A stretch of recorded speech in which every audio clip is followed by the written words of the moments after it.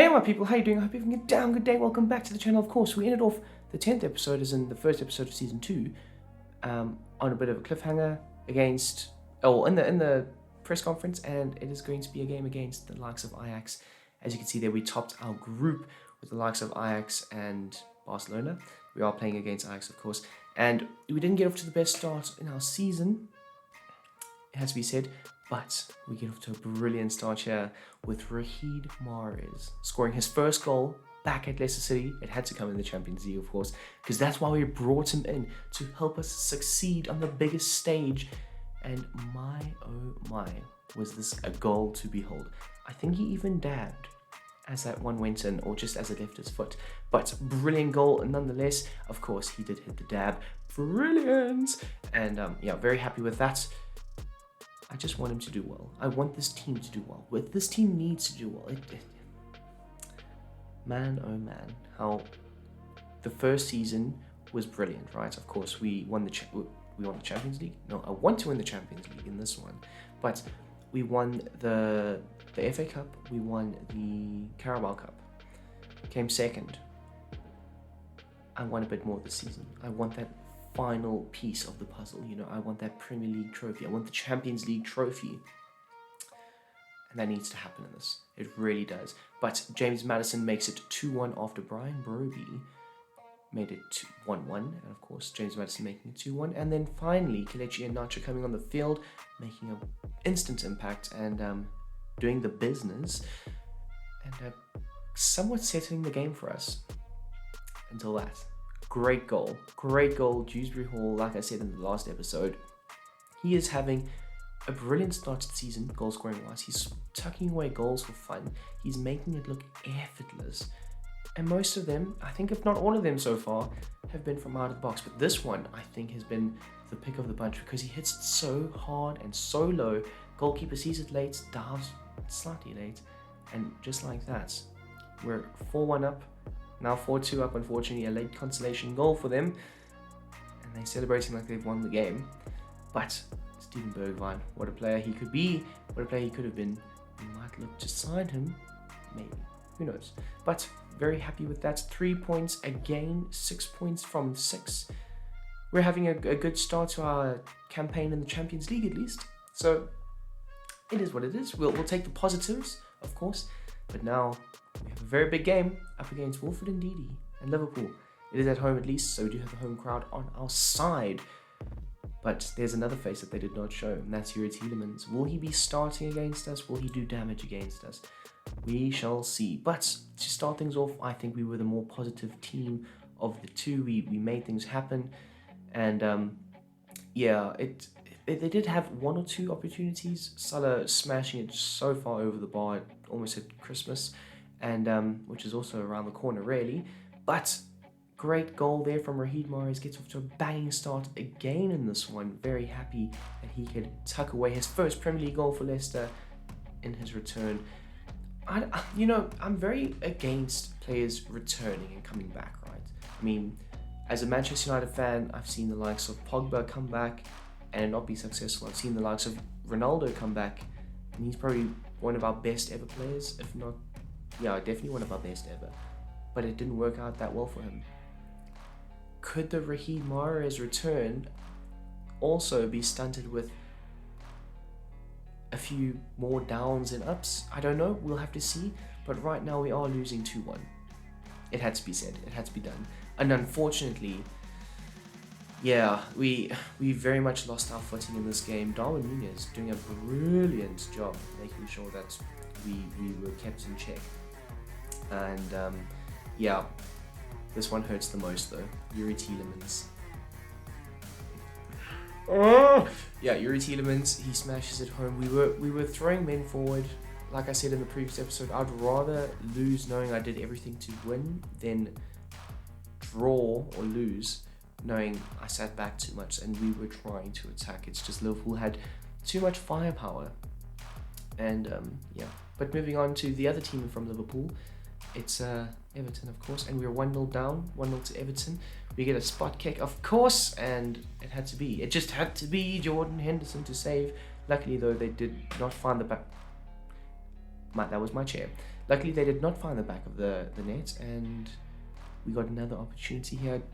Damn well, James Maddison whipping in a decent ball, but Everton, of course, being there to make sure that they were quite tidy and compact at the back, and we would end up losing another game. That's 2 games to start off this episode. 0 points from 6 in the Prem for this episode, but at least we've won our Premier League game. At least we've won our Champions League game. And speaking of that, we play AEK Athens. That is the team that I thought Borussia Dortmund were. I don't know why. For some reason, yellow popped into my head, and whenever I think of yellow, I think of Dortmund. So that was good, at least, you know. And in this one, of course, the team from Athens, they're not the best team, of course, but we very much had our way, and I thought it would be an easier game than what it actually turned out to be. So I went with the attack highlights for this one. So yeah, but we weren't very clinical with our chances, whereas the team from Athens were, and they were 1-0 up, and just before half time. So very irritating, but we did get a bit of a break here. Vida, the Croatian defender, playing for them, so he's a very good player, can't deny. But this time, James Maddison, the captain, makes it happen for us. Yeah, I don't really know. Like the team's not gelling as well as what I thought it would, to be honest. I really thought it would be a lot further ahead in the process than what it is. I do think the likes of Tielemans leaving so abruptly has somewhat stunted our opportunities and our style of play, because of course we were having to play Dewsbury Hall, who's a very good player and he's had a very good outlet in terms of goals and stuff, but in terms of controlling games and making sure we're imposing ourselves on games, I don't think that the likes of Dortch or Dewsbury Hall, or even Boubacar Samari for that instance, are the type of players that we need to try and potentially make this a special season for us. I'm trying to just think while we're going through this episode, but yeah, I think that the Wilfred Ndidi sale was a calculated sale, right? Whereas the Tielemans sale was a bit of a blow in confidence, so it wasn't the best, and we ended up drawing with Athens. So you take the positives, of course, but we may, if things continue to not be as good as what they should be, we may need to make some severe changes. That could be formation, that could be tactics, that could just be style of play, hit it long and hope for the best, you know. But I don't know. There just seems to be so many holes in the defense, and that's what's really irritating me a lot, because we are creating chances, obviously not the most amount of chances, because I'm trying to make sure I'm making a cognitive decision to try and defend as much as and as best as possible, and that is affecting our goal scoring opportunities and attacking outlets. But right now against Southampton, 2-0 up, should be 3-0 up. I mean, Vardy scoring an offside goal, but there we go. Like, in that situation, where was our defense? I mean, we've signed LaCroix, we have Faze, we have Ricardo Pereira, we have good defenders, but for some reason it's not gelling quite well enough at the back. And I do feel like it's going to come a time where we just need to potentially just start outscoring teams, and that is how we're supposed to win games. It's a very disjointed team at the moment. At this point in the season, when I was playing it and recording, I was like, there's just something off about how we're defending and how we're attacking at the same time, and it could be stemmed from our midfield issues of there's not enough defensive capability and there's a lot of outlet. But the likes of İlkay Gündoğan, he's not fast enough to be the box-to-box midfielder that I kind of expected him to be when I signed him. So going forward, we may need a bit more energy in the midfield. Of course, signing older players is always a bit of an issue. People will say you spend so much money on them for their reputation opposed to their ability. Sometimes that may be true, and that may be true in this instance. So we may have watched our summer window just a bit, you know. But that is a man right there, Fofana, who I'm quite confident he's going to succeed for us. I'm quite confident he is going to do a brilliant job for us. I do think, though, that the likes of Jamie Vardy's goals are going to help. And that's another thing, right? Patson Daka going to Atletico Madrid. Did not expect that. I expected Vardy to play a lot less this season than what he has been. And he is going to be, again, an important player for us, where I'm trying to kind of phase him out of the team more so that we can get younger players like Patson Daka, like Kelechi Iheanacho more involved. And Iheanacho has not been good enough. His holder play has been terrible. His outlet has not been good. And you know, it's true what they say, when it rains it pours, and right now it's pouring with rain and the house is flooding and there's so many holes that I need to try and plug that it is a bit frustrating. But to go along with that, we beat our first big team of the season, and that is Arsenal. We ended up beating them at the Emirates 2-1. They weren't playing their best team, if you ask me. I think it's Carl Hein that was in goal. Yeah, not a very good goalkeeper. I mean, we should have scored more against him, but the two opportunities that we did score, I was very grateful for. Of course, Granit Xhaka smashing home a beautiful goal. Like, that's goal of the season contender right there. So, give him his flowers. Granit Xhaka did well. But, so far this season, I've just been not as impressed with what I was last season. Like, it feels like the expectation levels that I've set for myself are not the expectation levels of the same players from last season and the newer players. So, it's a bit frustrating nonetheless. But we have our return leg game, I should say, in the group stage against Athens, and again decided to play the attacking highlights only. Jamie Vardy starts off with a brilliant goal, great feed. I think it may have been from Mahrez to Vardy, turning back the clock. People think it's 2015 all over again. But yes, we were very solid from the attacking plays that I played.